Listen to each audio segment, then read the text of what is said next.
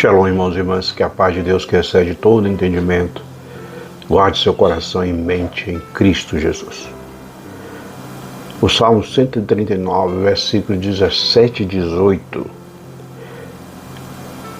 tem uma declaração do salmista Davi de que como ele está impactado quando ele está refletindo sobre a grandeza, como ele está refletindo sobre o poder, sobre a presença de Deus, sobre a forma como Deus nos criou. Ele está muito impactado com isso. Por isso que ele declara aí no versículo 17, quando ele diz: quão preciosos para mim, ó Deus, são os seus pensamentos. Quantos são eles? Se o contasse, seriam mais do que areia. Quando acordo, ainda estou contigo. Que declaração! Ele pensa nessa grandeza do pensamento de Deus. De uma outra forma, mas também pensando na mesma linha de Davi que Isaías escreveu no capítulo 55. Quando ele diz que Deus afirmando: os meus pensamentos não são os vossos pensamentos, nem os vossos caminhos, os meus caminhos. Paramos para pensar nessa grandeza, nessa profundidade do pensamento de Deus. Por isso, irmãos e irmãs, nós não devemos confiar tanto naquilo que nós pensamos se não passar pelo crivo da palavra de Deus, que nos revela muito dos pensamentos de Deus. Pensar que nessa grandeza do pensamento, como Jó, apesar do seu sofrimento, das suas experiências, no final ele dizer que realmente ele não compreendia todas as coisas, que ele não entendia as coisas, e por isso ele tinha que confiar mesmo nos desígnios, propósitos e Deus.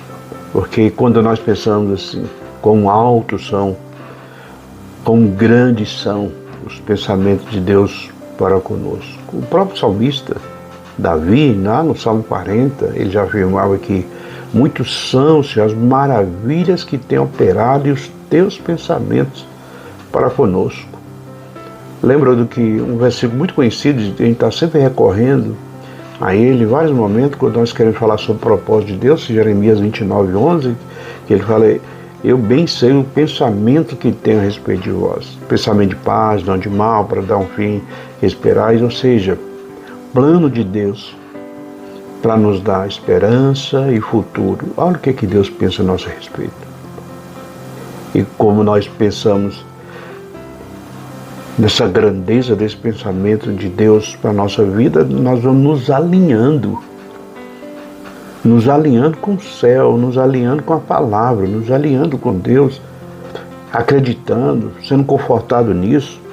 Quando Maria foi desafiada, quando o anjo Gabriel apareceu para ela e dizendo do que aconteceria, se ela não pensasse, se ela não acreditasse, se alinhasse com o céu num propósito de Deus trazer o Salvador ao mundo através dela.